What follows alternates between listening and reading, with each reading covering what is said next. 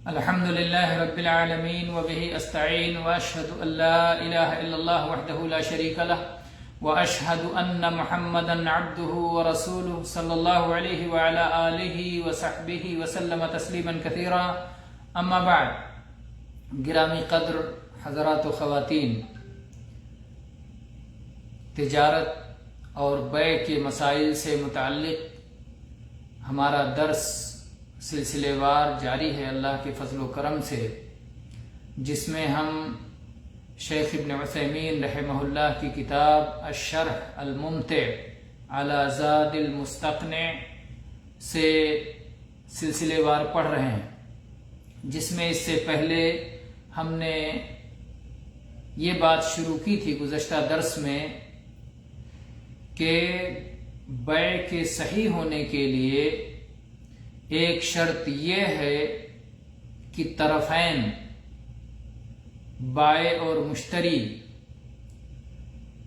خریدار اور بیچنے والا، دونوں اپنی اپنی چیزیں سپرد کرنے کے، دوسرے کے حوالے کرنے کی طاقت رکھتے ہوں. یہ بیع کے صحیح ہونے کی شرط ہے، اور اگر اپنی چیز حوالے کرنے کی طاقت نہیں ہے تو اس کی بیع درست نہیں ہے. اور اس کی دو مثالیں آپ کے سامنے رکھی گئی تھیں. ایک مثال کہ جیسے بھاگا ہوا غلام ہے، اب مالک بیچ رہا ہے کہ میرا غلام بھاگ گیا، میں تمہیں یہ غلام بیچ رہا ہوں، تم جاؤ پکڑ سکو تو پکڑ لو. اور دوسری مثال تھی کہ کسی کا اونٹ بھاگ گیا ہے، بھاگا ہوا اونٹ پتہ نہیں کہاں بھاگ کے گیا ہے، اور ایک آدمی بیچ رہا ہے کہ میرا اونٹ جو بھاگ گیا میں تمہیں بیچتا ہوں اور تم جتنے میں چاہو لے لو. تو ان دونوں کی بیع صحیح نہیں ہے. اس پر تفصیلی گفتگو ہو گئی ہے. اس کے بعد آگے دو مثالیں اور ہیں، اس پر آج ہم گفتگو کریں گے. وَطَيْرٍ فِي هَوَا وَسَمَكٍ فِي مَاءٍ، فضا میں اڑتا ہوا پرندہ اور مچھلی میں پانی، اس کی بیع بھی اسی وجہ سے درست نہیں ہے، کیونکہ جو پرندہ فضا میں اڑ رہا ہے، اگر کوئی آدمی بیچتا ہے کہ یہ جو اڑ کے جا رہا ہے پرندہ، میں اسے آپ کو بیچ رہا ہوں، اور کسی نے کہا ہاں ٹھیک ہے میں خرید رہا ہوں، تو یہ بیع درست نہیں ہے، کیونکہ وہ کیسے جو ہے اس کو سپرد کرے گا جبکہ اس کے اپنے قبضے میں نہیں ہے. یعنی اس کی مثال اہل علم نے ایسے دی ہے. شیخ ابن عثیمین رحمہ اللہ مثال دیتے ہوئے کہتے ہیں کہ جیسے ایک انسان کے پاس کبوتر ہے، کسی نے کبوتر پال رکھا ہے، لیکن کبوتر ابھی اس کے اپنے اس مکان میں، اس جگہ میں نہیں ہے جہاں اس نے اسے پال رکھا ہے کہ اسے پکڑ کے لا کے دے دے اور سپرد کر دے. وہ اڑ گیا ہے، اور کبوتر اڑ کے کہیں گیا ہے اپنا دانہ چگنے. وہ مانوس ہے، شام کو لوٹ کے آ جاتا ہے. کبوتر اپنے مکان سے نکلتا ہے، اڑتا ہے، دن بھر دانہ چگتا ہے، لوٹ کے شام کو پھر اپنی جگہ میں آ جاتا ہے جہاں اس کی رہائش اس کے مالک نے بنائی ہے. اب یہ کبوتر جو اس کے پاس نہیں ہے، اڑ کے گیا ہے، کیا اس کبوتر کو بیچنا جائز ہے اس کے لیے؟ کیونکہ ابھی خریدار کے حوالے کرنے کی اس کے اندر طاقت نہیں ہے. تو شیخ فرماتے ہیں کہ مؤلف نے جو لکھا ہے، مثال دیا کہ ہوا کا پرندہ، اس کا بیچنا درست نہیں.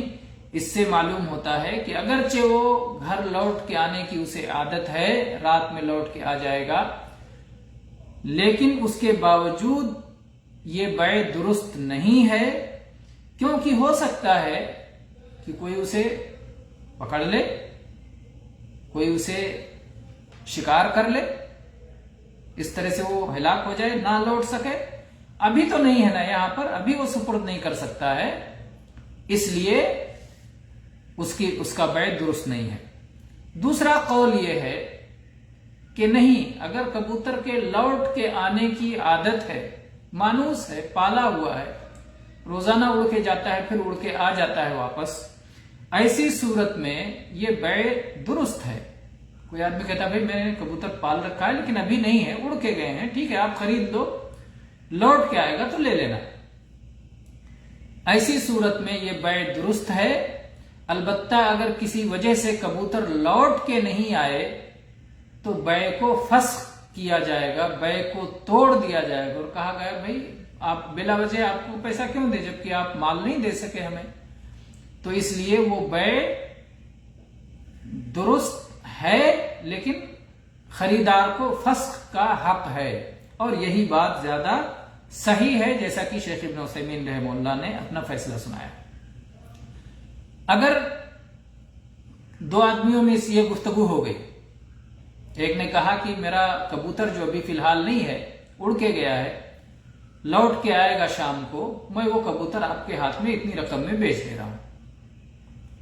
شام کو لوٹ کے آ گیا کبوتر، ابھی آدمی پہنچا کہ بھائی آپ کی ہماری بات ہو گئی تھی اور آپ نے وہ کبوتر مجھے بیچ دیا تھا، وہ کبوتر میرے حوالے کیجئے. اب وہ بیچنے والا حوالے کرنے کو تیار نہیں ہے تو کیا کریں گے؟ اگر وہ مسلمان قاضی کے پاس شکایت کرتا ہے، مسلمان حاکم کے پاس شکایت کرتا ہے، تو چونکہ بیع صحیح واقع ہوا ہے اس لیے اب اسے نہ دینے کا کوئی حق نہیں ہے، زبردستی اس سے وہ کبوتر دلایا جائے گا، بیع ہو چکا. اور وہ اپنا سامان لیے بغیر پیسہ کیوں دے گا؟ تو اس لیے اگر کبوتر آ گیا تو مجبور کریں گے، دینا پڑے گا، اور اگر کبوتر نہیں آیا تو پھر خریدار اپنے بیع کو فسخ کر سکتا ہے، توڑ سکتا ہے، ختم کر سکتا ہے، کیونکہ بلا وجہ بلا بدل کے وہ اپنا مال کیوں دے گا. تو یہ رہی تیسری مثال. پہلی مثال تھی بھاگے ہوئے غلام کی، دوسری مثال تھی بھاگے ہوئے اونٹ کی، اور تیسری مثال رہی فضا میں اڑنے والے پرندے کی. چوتھی مثال پانی میں پائے جانے والی مچھلی کی. اگر کوئی شخص پانی میں مچھلی بیچ رہا ہے کہ اس مچھلی میں جتنا پانی ہے وہ میں اتنے میں بیچ رہا ہوں، تو یہ جائز نہیں ہے کیونکہ اس کے حوالے کرنے پر یہ آدمی قادر نہیں ہے، اس کا بیچنا جائز نہیں ہے. شیخ فرماتے ہیں کہ مؤلف کے کلام سے بظاہر ایسا معلوم ہوتا ہے کہ اگرچہ وہ مچھلیاں نظر آتی ہوں، اگرچہ ان کا پکڑا جانا ممکن ہو، پھر بھی یہ بیع درست نہیں ہے. لیکن یہ بات صحیح نہیں ہے، جیسا کہ اس کی تفصیل الروض المربع میں آدمی دیکھ سکتا ہے کہ کس طرح سے اسے بیان کیا گیا ہے. جس وقت مچھلیاں نظر آتی ہوں اور ان کا پکڑا جانا آسان بھی ہو تو ایسی صورت میں پانی میں موجود مچھلیوں کو بیچنا جائز اور درست ہے. جیسے کسی کا مزرعہ ہے، باغیچہ ہے، اس باغیچہ میں اس نے ایک چھوٹا سا تالاب بنا رکھا ہے یا چھوٹا سا حوض بنا رکھا ہے جس میں کچھ مچھلیاں پال رکھی ہیں، اور وہ مچھلیاں وہ بیچ رہا ہے، موجود ہے، سامنے نظر آ رہی ہیں، مچھلیاں تیر رہی ہیں، یہ مچھلی اور فلانی مچھلی جو پانی میں موجود ہے وہ بیچ رہا ہے، تو ظاہر بات ہے کہ اس کا بیع درست ہے. تو اس لیے عمومی طور پر ایسا کہنا کہ پانی میں موجود مچھلی کا بیع درست نہیں ہے، اس عموم کے ساتھ یہ بات صحیح نہیں ہے. مقصد یہ ہے کہ کوئی ندی بہ رہی ہے یا سمندر میں جو مچھلیاں ہیں اس کی کوئی بیع کرے، جس کو پکڑ کے حوالے کرنے کی قدرت نہیں ہے، تو کہے کہ بھائی یہ سمندر میں جو بڑی مچھلی پائی جاتی ہے وہ میں تم سے بیچ رہا ہوں، تو ظاہر بات ہے کہ وہ درست نہیں ہوگا کیونکہ اس کو پکڑ کے سپرد کرنے کی اس کی طاقت نہیں ہے. یا اسی طرح سے سمندر نہ ہو، ندی نہ ہو، نالا نہ ہو، لیکن پھر بھی اس کا پکڑ کے خریدار کے حوالے کرنا دشوار ہو، تو ایسی صورت میں بیع جائز نہیں ہے. اس لیے کہ ہو سکتا ہے ابھی مچھلی نظر آئے گی، دیکھو مچھلی جو نظر آ رہی ہے یہ میں تمہیں بیچ رہا ہوں، لیکن بعد میں پتہ چلا کہ کیچڑ میں مچھلی دب گئی اور پکڑ کے حوالے نہیں کر پائے، تو بلا وجہ کیوں ان کو اپنا پیسہ دے گا؟ تو جس چیز کو خریدار کے سپرد کرنے کی طاقت نہ ہو، قدرت نہ ہو، تو اس چیز کا بیچنا درست نہیں ہے، اور اس مال سے کوئی چیز خریدنا درست نہیں ہے جس مال کو بیچنے والے کے سپرد کرنے کی طاقت نہیں ہے. تو اس لیے دو مزید مثالیں تھی. اس کے بعد میں ایک مثال یہ ہے وَلَا مَغْصُوبٍ مِّن غَيْرِ غَاصِبِهِ أَوْ قَادِرٍ عَلَى أَخْذِهِ. یہ کیا ہے؟ ایک مال ہے جو کسی شخص نے غصب کر لیا، چھین لیا، زبردستی اسے لے لیا. اب ایک تیسرا شخص آتا ہے اور ہم کہتے ہیں دیکھو بھائی یہ میرا مال جو اس نے چھین لیا ہے میں آپ کو بیچ دے رہا ہوں. چھیننے والا یہ ہے، یہ مال میرا اس کے ہاتھ میں ہے اور میں آپ کے ہاتھ میں بیچ رہا ہوں. اور وہ اس مال کے لینے کی طاقت نہیں رکھتا جو خریدار ہے. تو اس خریدار سے بیچنا، یہ تھرڈ پارٹی سے بیچنا جائز نہیں ہے، کیونکہ اس کو سپرد کرنے کی اسے طاقت نہیں ہے.